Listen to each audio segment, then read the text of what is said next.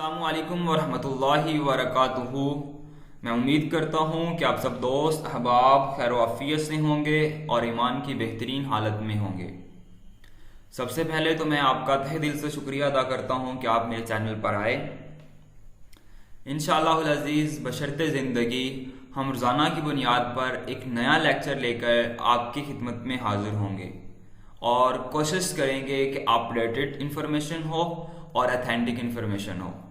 तो बगैर time waste किए हम आज अपनी पहली वीडियो का आगाज़ करते हैं। और आगाज़ से कबल मेरी आपसे दरख्वास्त है कि मेरे चैनल को सब्सक्राइब कर लें और बेल आइकन को प्रेस कर लें ताकि मेरी हर आने वाली नई वीडियो का जो नोटिफिकेशन है वो आप तक बआसानी पहुंच सके। और अगर हो सके तो इस वीडियो को लाइक और शेयर लाजमी कर देना और वो एंड पर करना अगर आपके इल्म में कुछ ना कुछ इजाफा हो तो, वरना रहने दीजिएगा। तो चलें अपनी वीडियो का आगाज़ करते हैं। उससे पहले एक दुआ है, उसको आप भी पढ़ लीजिए, मैं भी पढ़ लेता हूँ। रब्बिश्रह ली सदरी वयस्सिर ली अमरी वहलुल उक़दतम मिन लिसानी यफ़क़हू क़ौली रब्बि ज़िदनी इल्मन रब्बि ज़िदनी इल्मन रब्बि ज़िदनी इल्मा। तो आज की जो हमारी वीडियो का उन्वान या टॉपिक है वो ये है कि कोरिया में जाएं और लाखों रुपया कमाएं। इस बात में कितना सच है और कितना झूठ। आज की जो हमारी वीडियो है उसका जो टोटली टॉपिक या उन्वान है वो इसी के ऊपर है। हम इसी के ऊपर डिस्कस करेंगे और एक अथेंटिक और डिटेल के साथ इंफॉर्मेशन आपकी खिदमत में हाजिर करेंगे। तो सबसे पहले क्या होता है कि जब हम किसी भी अकेडमी में जाते हैं तो वो हमें सिर्फ और सिर्फ इतना ही बताते हैं कि आप कोरिया में जाएं और लाखों रुपया कमाएं, ठीक है, इतना कहते हैं। और साथ में वो कुछ वहाँ की आपको जो रूल्स एंड रेगुलेशंस होते हैं कंपनीज के वो आपको बता देते हैं।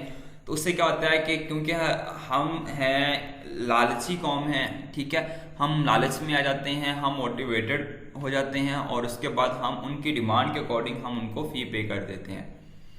जब हम फ़ी पे कर देते हैं, फ़ी पे करने से पहले हम ये सोचते तक नहीं हैं कि आया कि ये हमारा इसमें कोई इंटरेस्ट भी है या नहीं है, कि हम ये सीख पाएंगे या हमें इसका कंप्लीट प्रोसेस पता भी है या नहीं, ये कितना आसान है और कितना मुश्किल है, ये सब कुछ जाने बगैर ही हम उनको फ़ी पे कर देते हैं। लेकिन जब हम उनको फ़ी पे कर देते हैं तो उसके बाद फिर आहिस्ता आहिस्ता आहिस्ता हमें हकीकत जो है वो हमारे सामने खुलना शुरू हो जाती है। तो मैं इस वीडियो के अंदर वही हकीकत बेसिकली पॉइंट टू पॉइंट आपके सामने रखना चाहता हूँ ताकि पहले आप इसके अकॉर्डिंग अपना इंटरेस्ट देखें, उसके बाद आप डिसीजन लें कि क्या आपको कोरियन करनी है या नहीं करनी। तो ये जो आपका इंटरेस्ट है उसके लिए ही ये वीडियो बनाई गई है।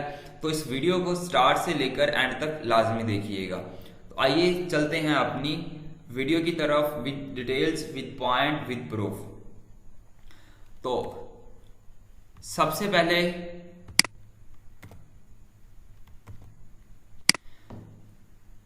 30 जनवरी से लेके 2 फ़रवरी के दरमियान हर साल हमारी रजिस्ट्रेशन होती है और ये सिर्फ और सिर्फ 3 दिन के दरमियान ही आपकी रजिस्ट्रेशन होती है।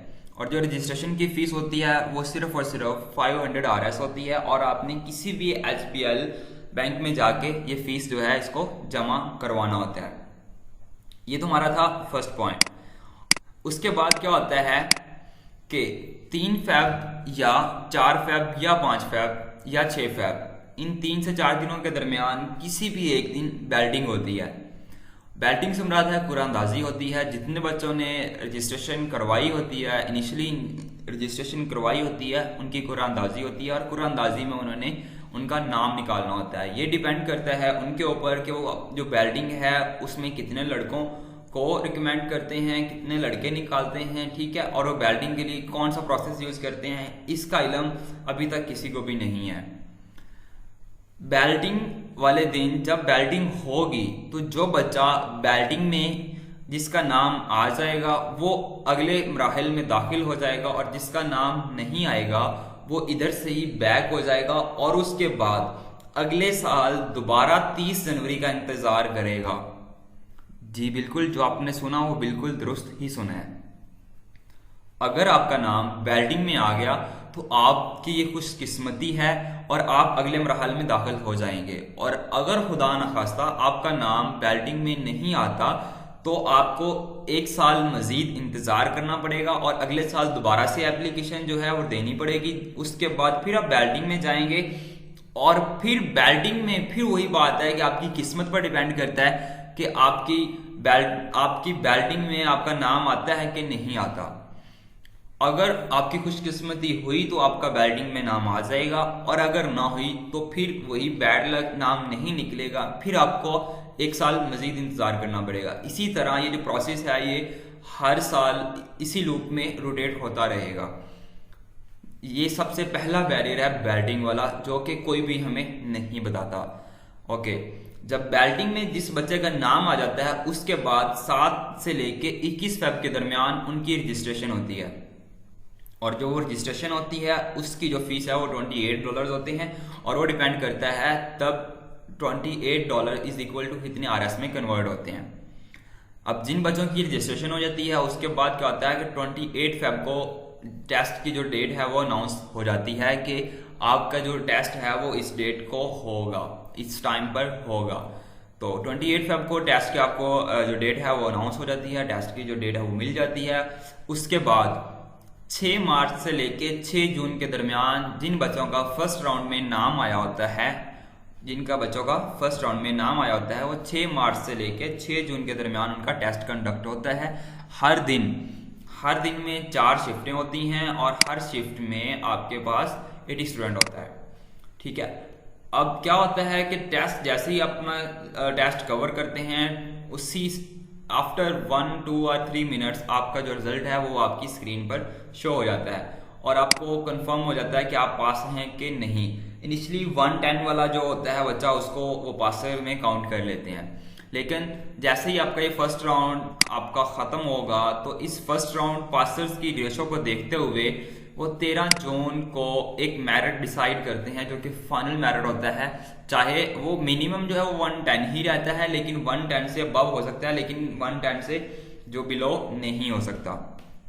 मतलब 13 जून को उनका मेरिट लग जाएगा इन बच्चों का जिन्होंने टेस्ट दिया होगा और उनके मार्क्स जो है वो 110 या 110 से प्लस में होंगे। उसके बाद 5 जुलाई को जो फर्स्ट राउंड वाले बच्चे होंगे उनको स्किल टेस्ट की जो डेट है वो मिल जाएगी और 10 से लेके 14 जुलाई के दरमियान उनका जो स्किल टेस्ट है वो कंडक्ट हो जाएगा। ओके, उसके बाद 31 जुलाई को उनका फाइनल रिजल्ट निकलेगा उन बच्चों का जिन्होंने स्किल टेस्ट दिया होगा। 31 जुलाई को जो बच्चे स्किल टेस्ट में क्लियर हो जाएंगे वो बच्चे आगे अपना मेडिकल देंगे। मेडिकल देने के बाद अगर उनका मेडिकल फिट होता है तो वो अपना रोस्टर फॉर्म जमा करवाएंगे और उसके बाद वो आराम से घर बैठ जाएंगे। घर बैठकर क्या करेंगे वो आप एट द एंड डिसाइड करते हैं। उसके बाद यहां तक था प्रोसेस फर्स्ट राउंड का। उसके बाद आता है हमारे पास 8 जून से ऑनवर्ड ही 6 जून को फर्स्ट राउंड खत्म होता है टेस्ट वालों का, लेकिन 8 जून से ऑनवर्ड वो सेकंड राउंड साथ में जो टेस्ट है उनका कंडक्ट करना वो शुरू कर देते हैं। 8 जून से लेके 10 अक्टूबर तक सेकंड राउंड जो है वो टेस्ट कंडक्ट होता है। उसके बाद 17 अक्टूबर को मेरिट डिसाइड होता है अकॉर्डिंग टू पासर रेशो। जितने बच्चे पास हुए होंगे, जितनी उनकी रिक्वायरमेंट्स होगी, वो सारा प्रोसेस देखते हुए वो मेरिट डिसाइड करते हैं कि हमने मेरिट 110 करना है, 115 करना है या 120 करना है।